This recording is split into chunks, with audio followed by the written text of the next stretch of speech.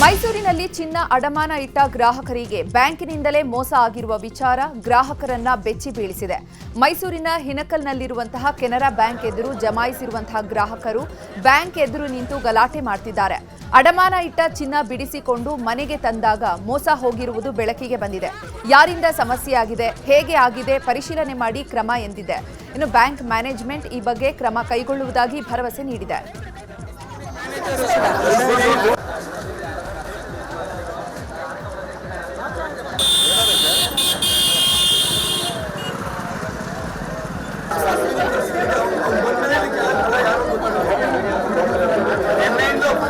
ಇದು ಏನು ಇಡಬೇಕಾದ್ರೆ ನಮಗೆ ಇನ್ಫಾರ್ಮೇಶನ್ ಲೆಟರ್ಗೋಸ್ಕರ ನಮಗೆ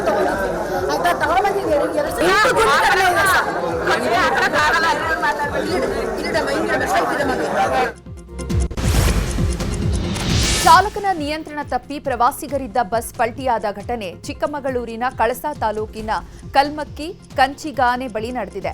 ಬೆಂಗಳೂರಿನಿಂದ ಹೊರನಾಡಿಗೆ ಪ್ರವಾಸಕ್ಕೆ ಹೋಗ್ತಾ ಇದ್ದ ವೇಳೆ ಅಪಘಾತವಾಗಿದ್ದು ಬಸ್ನಲ್ಲಿದ್ದ 45 ಜನರಲ್ಲಿ ಇಬ್ಬರಿಗೆ ಗಂಭೀರ ಗಾಯಗಳಾಗಿದ್ದು ಉಳಿದವರಿಗೆ ಸಣ್ಣಪುಟ್ಟ ಗಾಯಗಳಾಗಿದೆ. ಗಾಯಗೊಂಡವರನ್ನು ಸ್ಥಳೀಯ ಆಸ್ಪತ್ರೆಗೆ ದಾಖಲು ಮಾಡಲಾಗಿದೆ. ಆನೇಕಲ್ನ ಪ್ರತಿಷ್ಠಿತ ಅಲಯನ್ಸ್ ಯೂನಿವರ್ಸಿಟಿಯಲ್ಲಿ ಹಾಜರಾತಿ ಅಕ್ರಮ ನಡೆದಿದೆ.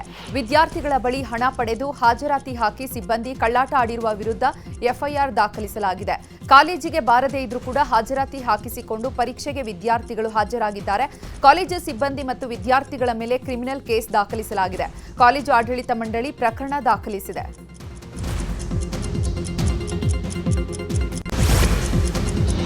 ಧರ್ಮಸ್ಥಳದಲ್ಲಿ ಶವಗಳನ್ನು ಹೂತಿಟ್ಟ ಆರೋಪದ ಕೇಸ್ಗೆ ಟ್ವಿಸ್ಟ್ ಸಿಕ್ಕಿದೆ. ಚೆನ್ನೈಯನ್ನೇ ಮಹೇಶ್ ಶೆಟ್ಟಿ, ತಿಮರೋಡಿ ಸೇರಿದಂತೆ 5 ವಿರುದ್ಧ ಬೆಳ್ತಂಗಡಿ ಪೊಲೀಸ್ ಠಾಣೆಗೆ ದೂರನ್ನು ಕೊಟ್ಟಿದ್ದಾನೆ. ತನಗೆ ಮತ್ತು ತನ್ನ ಪತ್ನಿಗೆ ಜೀವ ಬೆದರಿಕೆ ಹಾಕಿದ್ದಾರೆ ಅಂತ ತಿಮರೋಡಿ, ಗಿರೀಶ್ ಮಟ್ಟಣ್ಣವರ್, ವಿಠಲ್ ಗೌಡ, ಜಯಂತ್ ಹಾಗೂ ಸಮೀರ್ ಎಂಡಿ ಮೇಲೆ ದೂರನ್ನು ಕೊಟ್ಟಿದ್ದಾನೆ.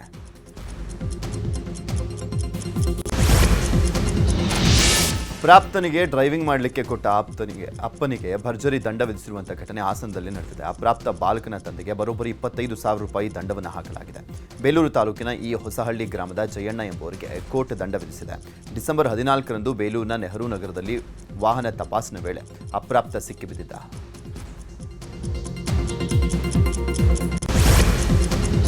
ಬೆಂಗಳೂರಿನಲ್ಲಿ ರೌಡಿ ಶೀಟರ್ ಬಿಕ್ಲು ಶಿವ ಕೊಲೆ ಪ್ರಕರಣದಲ್ಲಿ ಆರೋಪಿಯಾಗಿರುವಂತಹ ಶಾಸಕ ಭೈರತಿ ಬಸವರಾಜ್ಗೆ ಸಂಕಷ್ಟ ಶುರುವಾಗಿದೆ. ನಿರೀಕ್ಷಣಾ ಜಾಮೀನು ಕೋರಿ ಭೈರತಿ ಬಸವರಾಜ್ ಸಲ್ಲಿಸಿದ ಅರ್ಜಿಯನ್ನ ಹೈಕೋರ್ಟ್ ವಜಾ ಮಾಡಿದೆ. ಆದರೆ ಪೊಲೀಸರು ಹಾಕಿದಂತಹ ಕೋಕಾ ಆಕ್ಟ್ ರದ್ದು ಮಾಡಿ ಹೈಕೋರ್ಟ್ ಆದೇಶ ಮಾಡಿದೆ.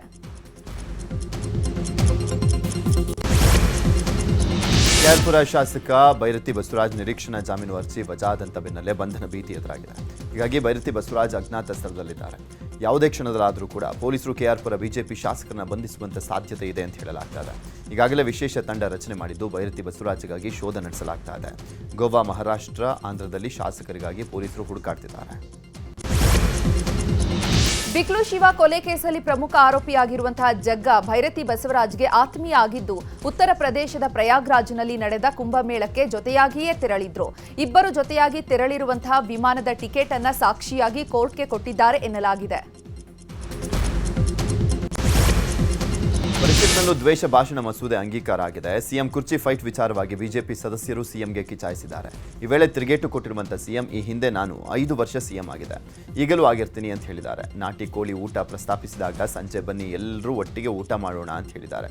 ನೀವು ತಿನ್ನಲ್ವಾ, RSS ಪ್ರಭಾವನ ಅಂತಲೂ ಕೂಡ ಲೇವಡಿ ಮಾಡಿದ್ದಾರೆ. ಬೆಳಗಾವಿಯ ಸುವರ್ಣಸೌಧದಲ್ಲಿ ಅಧಿವೇಶನ ಮುಗಿಸಿ ಹೊರಟಾಗ ಸಿಎಂ ಸಿದ್ದರಾಮಯ್ಯಗೆ ಅಭಿಮಾನಿಗಳು ಜೈಕಾರ ಕೂಗಿದ್ದಾರೆ. ಸಿಎಂಗೆ ಕರಿಗಂಬಳಿ ಹೊದಿಸಿ ಅಭಿಮಾನಿಗಳು ಸನ್ಮಾನಿಸಿದ್ರು. ಸಿಎಂ ಸಿದ್ದರಾಮಯ್ಯನ ಸುತ್ತುವರೆದಂತಹ ಫ್ಯಾನ್ಸ್ಗಳು ಹೌದು ಹುಲಿಯಾ ಅಂತ ಘೋಷಣೆ ಕೂಗಿದ್ರು. ರಾಜ್ಯ ಸರ್ಕಾರದ ಮಹತ್ವಾಕಾಂಕ್ಷಿ ಯೋಜನೆಯಾದಂಥ ಗೃಹಲಕ್ಷ್ಮಿ ಹಣ ಬಿಡುಗಡೆ ಆಗಿಲ್ಲ. ಹೀಗಾಗಿ ಬೆಳಗಾವಿಯಲ್ಲಿ ಸಚಿವೆ ಹೆಬ್ಬಾಳ್ಕರ್ ವಿರುದ್ಧ ಬಿಜೆಪಿ ಮಹಿಳಾ ಮೋರ್ಚಾ ಪ್ರತಿಭಟನೆಯನ್ನು ಮಾಡಿದೆ. ಗೃಹಿಣಿಯರ ರೊಕ್ಕವನ್ನ ಅಕ್ಕ ತಿಂದಿದ್ದು ಪಕ್ಕ ಅಂತ ಪ್ರತಿಭಟನಾಕಾರರು ಘೋಷಣೆಯನ್ನು ಕೂಗಿದ್ದಾರೆ. ಚೆನ್ನಮ್ಮ ವೃತ್ತದಲ್ಲಿ ಪ್ರತಿಭಟನೆ ಮಾಡಿ ಹೆಬ್ಬಾಳ್ಕರ್ ರಾಜೀನಾಮೆಗೆ ಬಿಜೆಪಿ ಒತ್ತಾಯವನ್ನು ಮಾಡಿದ್ದಾರೆ. ಗ್ಯಾರಂಟಿ ಹಣದ ವಿಚಾರವಾಗಿ ಮುಖ್ಯಮಂತ್ರಿಗಳ ಆರ್ಥಿಕ ಸಲಹೆಗಾರ ಬಸವರಾಜ ರಾಯರೆಡ್ಡಿ ಪ್ರತಿಕ್ರಿಯೆ ನೀಡಿದ್ದಾರೆ. 2024ರ ಫೆಬ್ರವರಿ ಮಾರ್ಚ್ ತಿಂಗಳ ಹಣ ಹಾಕಿಲ್ಲ, ಅದು ನಿಜ, ನನಗೆ ಗೊತ್ತಿದೆ. ಆದರೆ ಮಾಹಿತಿ ಕೊರತೆಯಿಂದ ಕಣ್ತಪ್ಪಿನಿಂದ ಸಚಿವರು ಕೊಟ್ಟಿದ್ದೇವೆ ಅಂತ ಹೇಳಿದ್ದಾರೆ. ತಮ್ಮ ಹೇಳಿಕೆಗೆ ಸಚಿವರು ವಿಷಾದ ವ್ಯಕ್ತಪಡಿಸಿದ್ದಾರೆ ಅಂದಿದ್ದಾರೆ. ರಾಜ್ಯ ಸರ್ಕಾರದ ದ್ವೇಷ ಭಾಷಣ ತಡೆ ಮಸೂದೆಗೆ ಬಿಜೆಪಿ ವಿರೋಧವನ್ನು ವ್ಯಕ್ತಪಡಿಸಿದೆ. ರಾಜ್ಯಪಾಲರಿಗೆ ಪತ್ರ ಬರೆದಿರುವಂತೆ ಕೇಂದ್ರ ಸಚಿವೆ ಶೋಭಾ ಕರಂದ್ಲಾಜೆ ದ್ವೇಷ ಭಾಷಣ ತಡೆ ಮಸೂದೆ ತಡೆಯುವಂತೆ ಮನವಿಯನ್ನ ಮಾಡಿದ್ದಾರೆ. ಮಸೂದೆಯಲ್ಲಿ ಪೂರ್ವಾಗ್ರಹ ಪೀಡಿತ ಹಿತಾಸಕ್ತಿ ಇರುವಂತಿದೆ. ಮೂಲಭೂತ ಹಕ್ಕುಗಳ ಮೇಲೆ ನೇರ ಪರಿಣಾಮ ಬೀರುತ್ತದೆ. ವಾಕ್ ಸ್ವಾತಂತ್ರ್ಯ ಧಕ್ಕೆ ಅಂತ ಹೇಳಿದ್ದಾರೆ.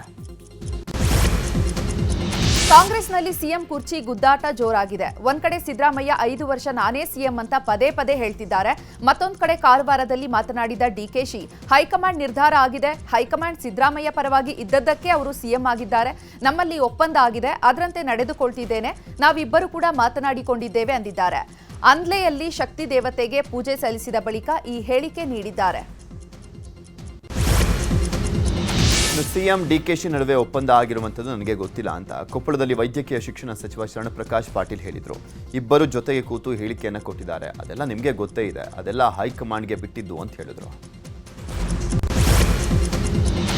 5 ವರ್ಷ ನಾನೇ ಸಿಎಂ ಎಂಬ ಸಿದ್ದರಾಮಯ್ಯ ಹೇಳಿಕೆಯ ವಿಚಾರವಾಗಿ ಸಚಿವೆ ಲಕ್ಷ್ಮೀ ಹೆಬ್ಬಾಳ್ಕರ್ ಪ್ರತಿಕ್ರಿಯೆ ನೀಡಿದ್ದಾರೆ. ಸಿಎಂ ಅವರೇ 5 ವರ್ಷ ಸಿಎಂ ಅಂತ ಹೇಳಿದ ಮೇಲೆ ನಾವೇನ್ ಮಾತನಾಡೋದು ಅಂದಿದ್ದಾರೆ. ಶಾಸಕ ಬಸವರಾಜ ರಾಯರೆಡ್ಡಿ 2.5 ವರ್ಷ ಒಪ್ಪಂದದ ಬಗ್ಗೆ ನಮಗೆ ಯಾರಿಗೂ ಕೂಡ ಗೊತ್ತಿಲ್ಲ, ಈ ಬಗ್ಗೆ ಮುಖ್ಯಮಂತ್ರಿಗಳೇ ಮಾಹಿತಿಯನ್ನು ಕೊಟ್ಟಿದ್ದಾರೆ, ಹೈಕಮಾಂಡ್ ಹೇಳೋದೇ ಅಂತಿಮ ಅಂದ್ರು. ವಾಲ್ಮೀಕಿ ಅಭಿವೃದ್ಧಿ ನಿಗಮದಲ್ಲಿ ಅಕ್ರಮ ಪ್ರಕರಣಕ್ಕೆ ಸಂಬಂಧಪಟ್ಟಂತೆ ಜಾರಿ ನಿರ್ದೇಶನಾಲಯ ಮಾಜಿ ಸಚಿವ ನಾಗೇಂದ್ರಗೆ ಶಾಕ್ ಕೊಟ್ಟಿದ್ದಾರೆ. ಬಿ ನಾಗೇಂದ್ರಗೆ ಸೇರಿದ 8.07 ಕೋಟಿ ಮೌಲ್ಯದ ಸ್ಥಿರಾಸ್ತಿ ಜಪ್ತಿ ಮಾಡಿದ್ದಾರೆ. ಅಕ್ರಮ ಹಣ ವರ್ಗಾವಣೆ ತಡೆ ಕಾಯ್ದೆ ಅಡಿ ಮುಟ್ಟುಗೋಲು ಹಾಕಿಕೊಳ್ಳಲಾಗಿದೆ. ವಸತಿ ಮತ್ತು ವಾಣಿಜ್ಯ ಆಸ್ತಿ ಸೇರಿದಂತೆ 4 ಸ್ಥಿರಾಸ್ತಿಗಳನ್ನು ಪಿಎಂಎಲ್ಎ ಅಡಿ ಅಪರಾಧದ ಆದಾಯ ಅಂತ ಪರಿಗಣಿಸಿ ಜಪ್ತಿ ಮಾಡಲಾಗಿದೆ. ಜಿಬಿಎ ವ್ಯಾಪ್ತಿಯ 5 ನಗರದ ಪಾಲಿಕೆಗಳಿಗೆ ಚುನಾವಣೆ ನಡೆಸುವ ನಿಟ್ಟಿನಲ್ಲಿ ಮೀಸಲಾತಿ ನಿಗದಿ ಮಾಡಲು ರಾಜ್ಯ ಸರ್ಕಾರ ಮಾರ್ಗಸೂಚಿ ಬಿಡುಗಡೆ ಮಾಡಿದೆ. ಬೆಂಗಳೂರು ನಗರಾಭಿವೃದ್ಧಿ ಅಪರ ಮುಖ್ಯ ಕಾರ್ಯದರ್ಶಿ ನೇತೃತ್ವದ ಸಮಿತಿಗೆ ಮಾರ್ಗಸೂಚಿ ನೀಡಲಾಗಿದ್ದು, ಮೀಸಲಾತಿ ನಿಗದಿ ಮಾಡುವ ವೇಳೆ ಪಾಲಿಸಬೇಕಾದ ಮಾನದಂಡ ಪಟ್ಟಿ ನೀಡಿದೆ. ರಾಜ್ಯದ ಸುದ್ದಿ.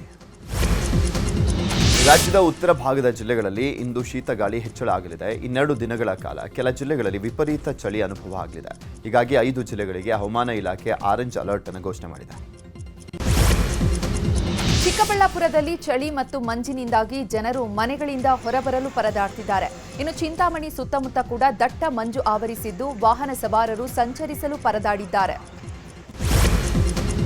ಚಾಮರಾಜನಗರ ತಾಲೂಕಿನ ನಂಜೇದೇವನಪುರದಲ್ಲಿ 5 ಹುಲಿಗಳು ಕಾಣಿಸಿಕೊಂಡಿವೆ. ಜಿಲ್ಲಾ ಕೇಂದ್ರದಿಂದ ಕೇವಲ 12 ಕಿಲೋಮೀಟರ್ ದೂರದಲ್ಲಿರುವಂತಹ ಕುಮಾರ್ ಎಂಬುವರ ತೋಟದಲ್ಲಿ ಹುಲಿಗಳು ಸಂಚಾರ ಮಾಡಿವೆ. ಹುಲಿಗಳ ಓಡಾಟದ ದೃಶ್ಯ ಸಿಸಿಟಿವಿಯಲ್ಲಿ ಸೆರೆಯಾಗಿದ್ದು, ಹುಲಿ ಸೆರೆ ಹಿಡಿಯುವಂತೆ ಗ್ರಾಮಸ್ಥರು ಆಗ್ರಹಿಸಿದ್ದಾರೆ.